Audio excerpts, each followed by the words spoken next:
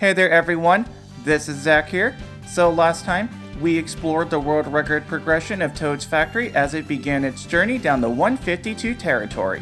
Most notoriously, we saw the multitude of strategies discovered around the Stompers Lap 1 that originally were slugging down players massively at the start. And we saw a lot of minor things which, combined together, allowed the first ever 151 to be hit.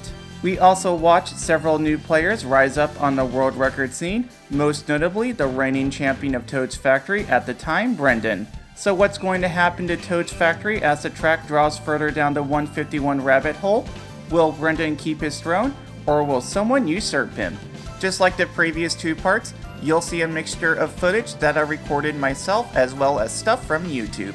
I'm also gonna keep my explanations less verbose than the last couple of parts, since I've got to cover even more runs now, and I don't want to overly explain things. Anyways, let's get on with the video.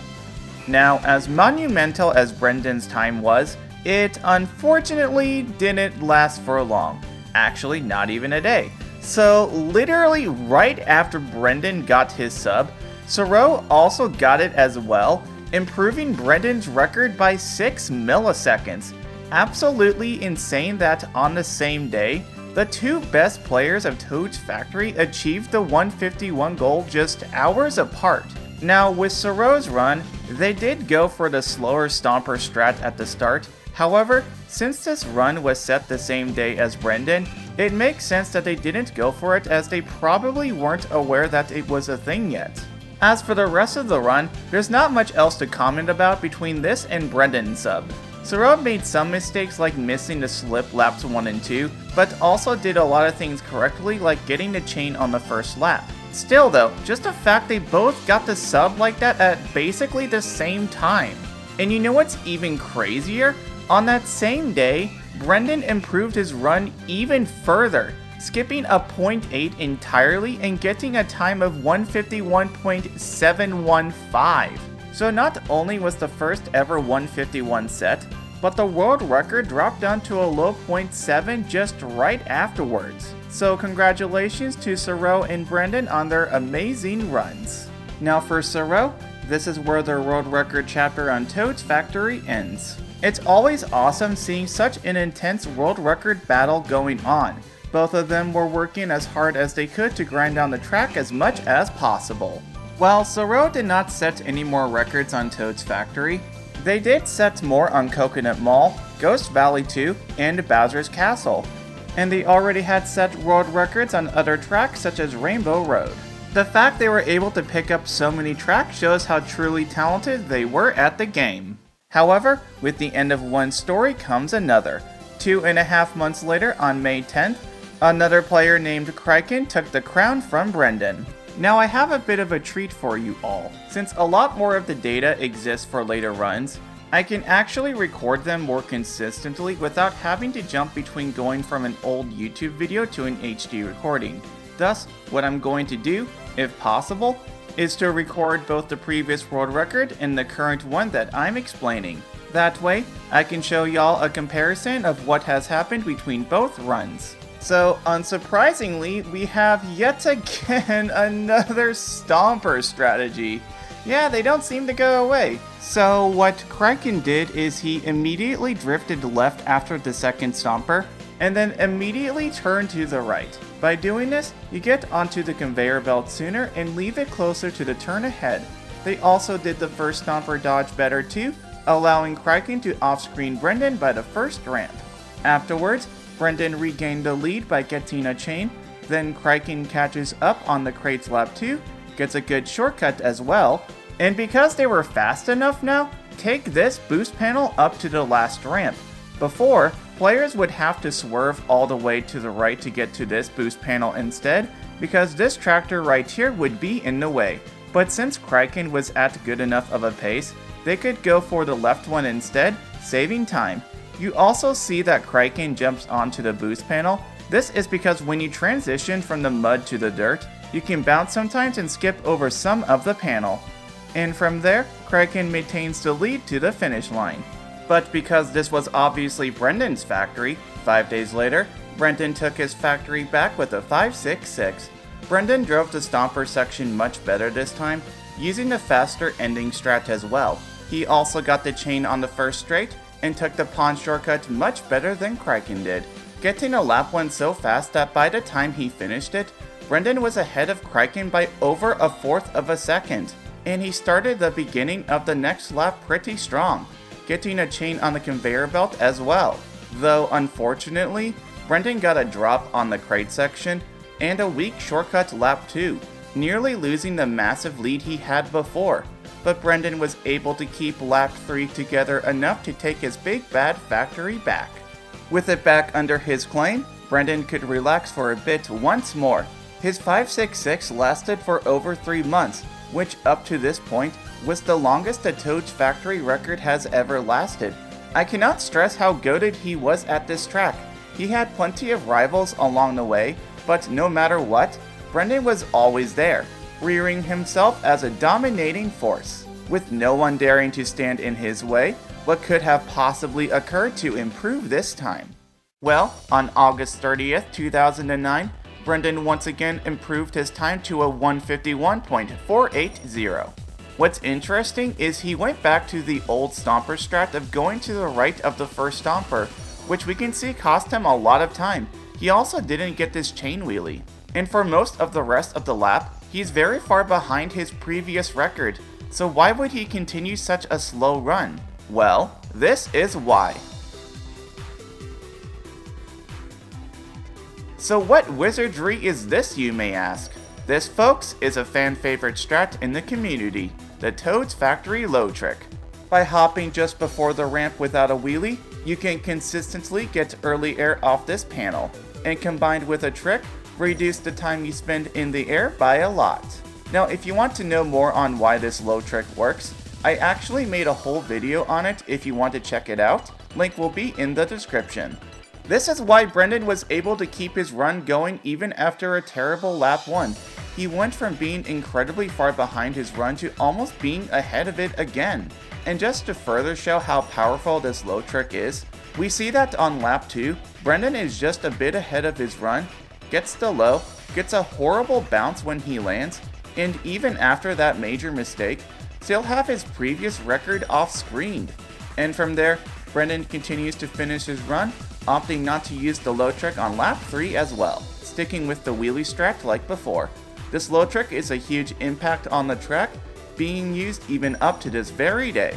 With it being discovered, a whole new can of worms was opened, and with all the mistakes Brendan had in his run and the fact he still got the world record, a 150 seemed like it could possibly be done now. And later that day, Brendan improved the world record again to a 458. Not much of an improvement, but it's something at least. Despite a big time-saving strategy being found, this record managed to last a month. Usually when something big like this gets found, it's very common to see multiple records get set in rapid succession. But instead, Brendan was able to continue claiming his throne, with no one seemingly wanting to stand in his way. Until the end of September, that is. Now with that can of worms being opened, it does leave room for people to strike and attack, and since Brendan's run was pretty weak now, this allowed another really talented player named Lee to snipe the big bad factory from the king himself. With a time of 151.456, Lee used these recent strategies to secure the world record. Now in Lee's run, he gets a very special kind of low trick on lap 1. Normally, you need to hop before the ramp to get the low trick to work, but if you hop on the very first frame you touch the panel, on rare occasions, you can find yourself getting a super low trick that's a lot more time saving than the regular method. Because Lee missed time to hop and because luck was on his side, he was the first person to get this ultra low trick in a run.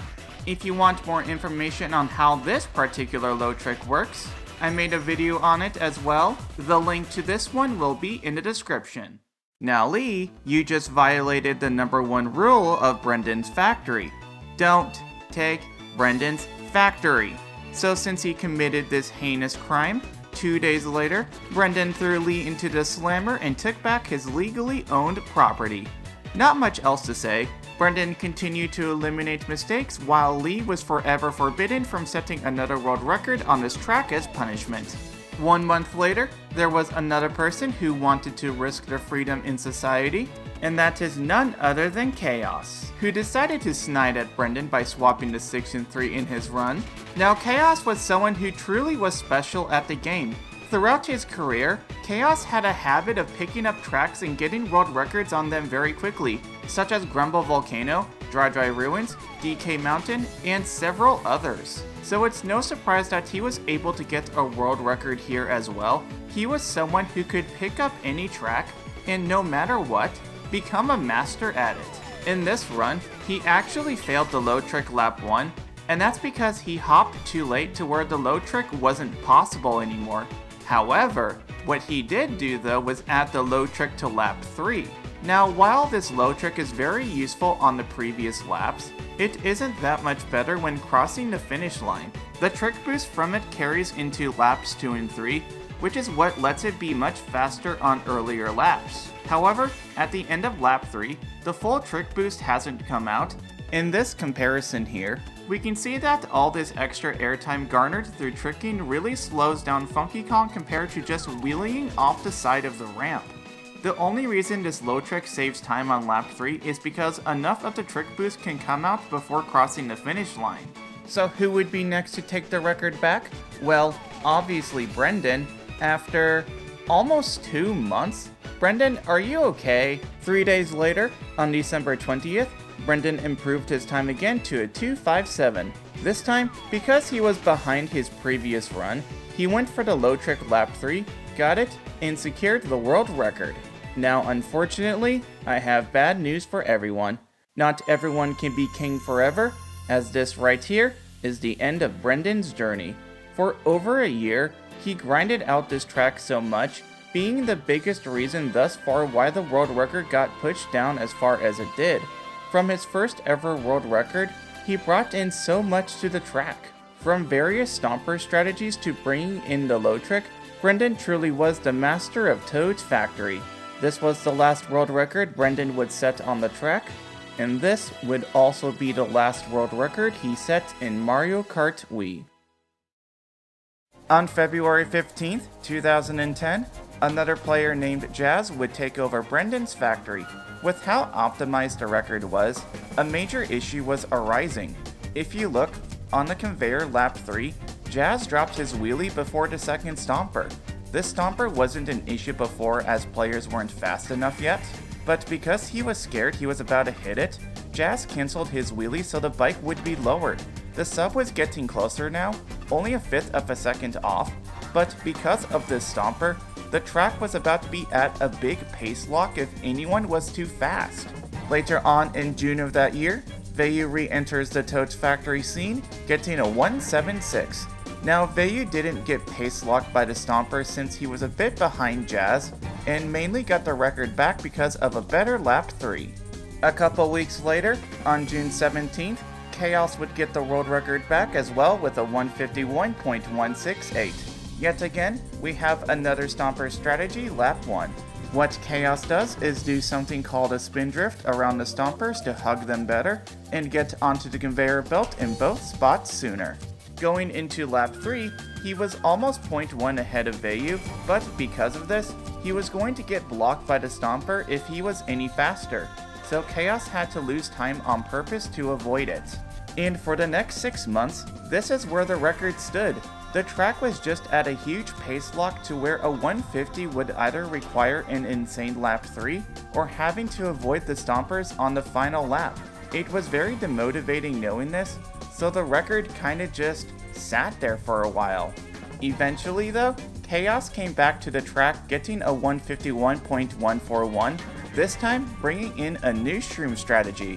What he does is use his second mushroom on the straight lap 2, which lets him deal with one less chain wheelie, and then uses the final one over the pond cut lap 2. By doing this, he can reach the right boost strip on the tractor section, instead of having to go all the way to the left. However, because of how fast he was going, Chaos had to evade the stompers on lap 3. For now, it seemed like dealing with them was the best way to go. Because he used all of his mushrooms, on lap 3, he goes for a very risky strategy, which is taking the pond cut shroomless. requiring you to get a bit lucky with getting a lot of air, but this strategy seemed like the best bet for now. Eventually though, he ended up going back to using the pawn shortcut all 3 laps because he was getting fast enough to reach this panel, setting this run of 151.070. Plus, no matter what he did anyway, Chaos would have to evade the Stomper's lap 3. While the record hasn't improved that much time-wise, it's actually gotten a lot more optimized since Chaos came back. He's having to lose a lot of time lap 3 now due to the Stomper evasion. And with how much stronger he's gotten on the track, the sub was genuinely at the doorstep, but getting the record would require basically great everything. Stomper evasions, chains, low pawn cuts, great low tricks, driving. So would Chaos be able to do it, or would Toad's Factory just simply be the end for him?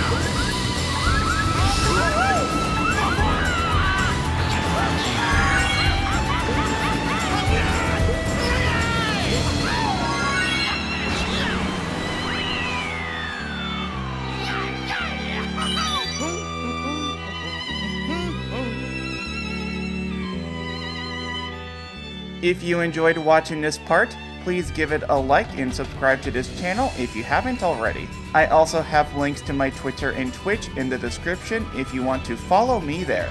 I'll see you all in the next part as the world record trickles down the 1 minute and 50 second territory.